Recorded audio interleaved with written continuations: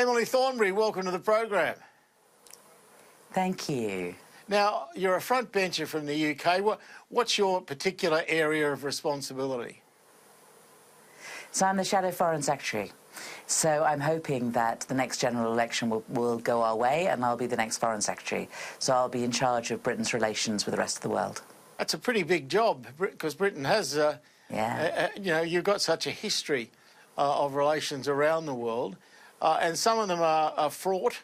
And I wonder if I could first ask you, it's never an easy question, what do you make of what's happening in Hong Kong? How does that get sorted in the end without it becoming too difficult or too much bloodshed or whatever? I think what we need to be clear about with the Chinese is that we came to an agreement that there were going to be one country but two systems, and that Hong Kong was to be run in a different way. And it's very important that the rights of the Hong Kongese are respected. And I think there have been grave concerns about the way in which many of the rights of people of Hong Kong have been clamped down on. We've seen the arrests and we've seen the changes to the law in terms of extradition, which meant that people were worried that they were going to end up getting deported off to China to be tried for offences that wouldn't necessarily be offences in Hong Kong. And so I think, as you know, it's Britain's role to try to guarantee the rights of these people, and I'm concerned that the British government has been pretty pusillanimous, has been pretty spineless when it comes to standing up for the people of Hong Kong. And it's in China's interests for Hong Kong to be successful. And I do think, I'm concerned that the Chinese are going to start clamping down, and we need to stop them. What is it like in Hong Kong now? Is it still got, the locals, have they still got freedom to go and come as they please? Yeah, I mean, they have freedom to come and go as they please, and there are peaceful demonstrations where the majority of people are demonstrating peacefully, and as ever, there is a tiny minority that are behaving in a completely irresponsible way, and it's right that where they're violent and where they have behaved in a criminal way that they are prosecuted and they are arrested. But I think that the police officers in Hong Kong at the moment are blowing hot and cold. They will stand back and allow the parliament to be wrecked, or they'll come in, or they'll do the opposite and come in really hard and overreact. I think that the policing has been unfortunate and unpredictable, but I do think that it has to be clear to people that it's perfectly fine for them to demonstrate, but not to demonstrate violently. And yes, people can come and go as they please, and it would be wrong to say that Hong Kong is a democracy in the way that we would understand it. But there are many more freedoms, I think, in Hong Kong than there are in China, and people need to continue to be allowed to have those freedoms. And in order for the Hong Kong economy to flourish, I think that the current system needs to be maintained and not undermined. Yeah, that's for sure. I might say it's my favourite city in the world outside of Sydney. So as far as I'm concerned, it's just got to keep humming along because it's a great city. I get a buzz whenever I go there, or I used to go there. These days I don't travel much. Can I switch you to some things that are somewhat closer to home? What's happening with Gibraltar these days? There's always been this argument between the Brits and the Spanish. What's happening there now? Well, as far as we're concerned, Gibraltar's future should be in the hands of the people of Gibraltar, and they've made it perfectly clear that they want to be British, they are British, and they want to remain British.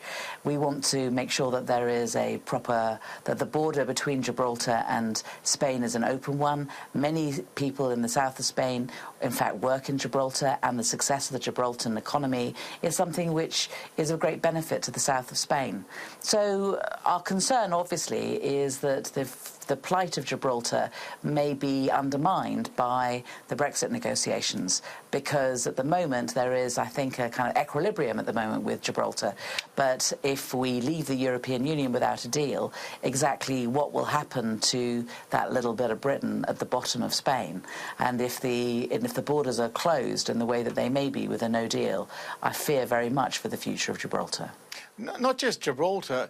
Do you fear for the future of Great Britain if there's no deal, Brexit? Of course I do. Of course I do. I mean, the truth is this, Graham, is that Boris Johnson seems to be, I think, trying to push us out of the European Union without a deal at all. And I think that he's playing for the votes of a minority of people. He's fighting with the Brexit Party for that support. And in the end, I think they are a dwindling minority of the British public that want to leave without a deal. And the vast majority of people in Britain, if they want to leave, believe that it is in our interest to leave with a deal with the European Union. But in fact, their concern is that we're not going to get a deal at all. And if it means that we're not going to get a deal at all, I genuinely believe that the vast majority of people in Britain will want to remain, which means that I think that any deal or no deal, that whatever this government comes up with, should be put back to the British people so they can be asked, is this what you voted for? Because if you did, that's fine, but we don't think it is what you voted for. And I'm firmly of the view that Labour's policy should be that whatever deal a government comes up with, no ifs, no buts, as Boris Johnson says, we should put it back to the people, we should have another referendum, and that Labour should campaign to remain. Yeah, I heard. What's really struck me is extraordinary. One of the things that, when I've been talking to people here in Australia, is, you know, they've been saying to us, what on earth is going on? You know, what's really come home to me is that one of the reasons for the increased success of the Australian economy that managed to get through the cold winds that the rest of the world seemed to suffer in 2008, 2009, is that you increased your trade with your closest neighbours.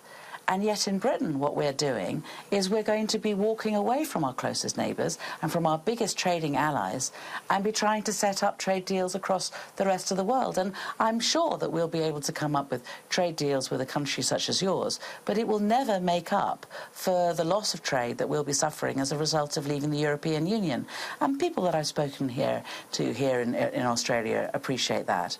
And I have to say, practically all of them, whenever I've spoken to them, have said, if we get an opportunity to remain in the European Union, we should take it, because if we don't, we're off our bloody rockers.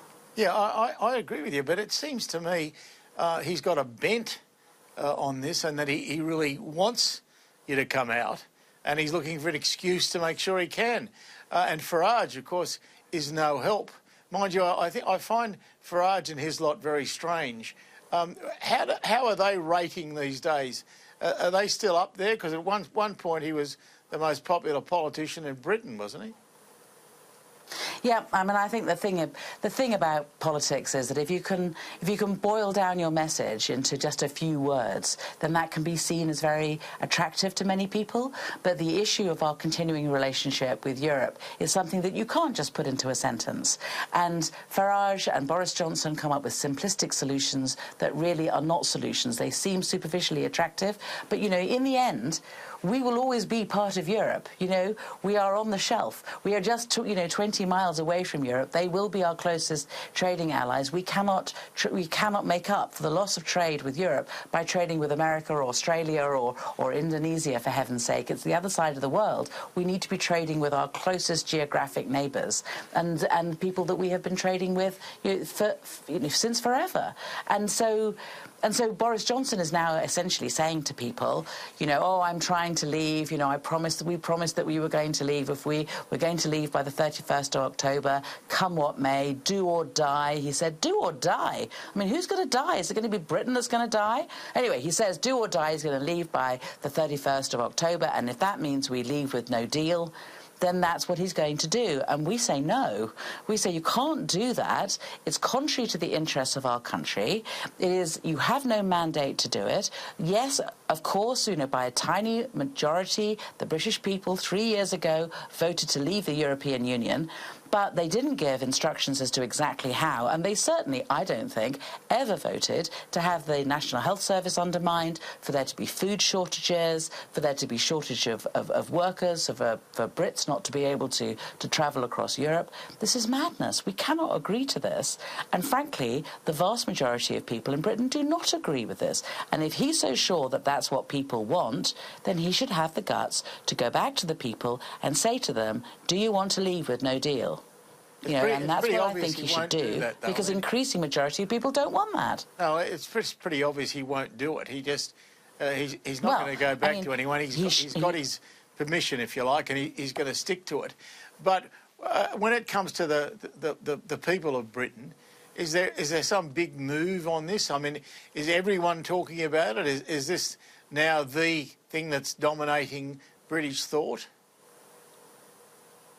I think that I'm afraid it has been something which has completely dominated British politics for the last 2 or 3 years. We've had no bandwidth to do anything else or to think of anything else. And the other problems that we have in the UK continue and have not been addressed. You know, for people visiting from Australia, if you come and visit London now, you know, the number of homeless people who are sleeping on the streets has vastly increased. You step over people as you come out of work. Nobody wants this. We want to have issues like that addressed. We want to have the fact that there's, you know, wage stagnation addressed. We've not had any headspace to be able to deal with our relationships with other countries around the world. You know, there's so many things that we're missing. We're lacking investment in schools. Some of our schools are only open 4.5 days a week because there isn't enough money to be able to pay for the schools 5 days a week. I mean, these are serious problems, and the government ought to be thinking about that and not just thinking about Brexit. And we've got to the stage with the British public where they are so fed up with politicians fighting over Brexit that many of the people that I speak to say, I actually don't care what happens, I just want this to stop. Whether we remain or whether we leave, just do it and let's just move on. And all of us feel impatient, but we need to be able to solve this properly. And it is reckless to simply say, right, you're bored, let's just leave with no deal. You can't do it. When it comes to you know, the rest of the economy, as an example, defence. Does anyone talk about that anymore? I mean, the Americans are, of course, pressing for Europe, and that includes Great Britain, to be doing more. Does it get a look in these days or not? I think that on the whole, we feel that we make our contribution to NATO in that we're spending 2% of our GDP on defence. I think that what's happened recently with Hormuz, the Straits of Hormuz, and where there was a British vessel that was attacked by the Iranians, I think brought home to us the fact that we do not have very many ships at the moment, and that the cutbacks in the money we've been investing in the Navy, I mean, essentially this is coming home to roost. We don't have the frigates that we used to, and I think that there is now quite a lot of soul-searching in the UK about whether or not we can continue to be a proper maritime nation with the shortage of ships that we have. So I think that it's likely that we'll be investing more in our ships, and I've been saying this for some time, that it must be to the advantage of our country to have more ships than we do, and particularly for them to be built in Britain. Yes, it must be. I'm accustomed to you being the dominant force on the seas. That's what, you know, that's where Britain came from. You were always that.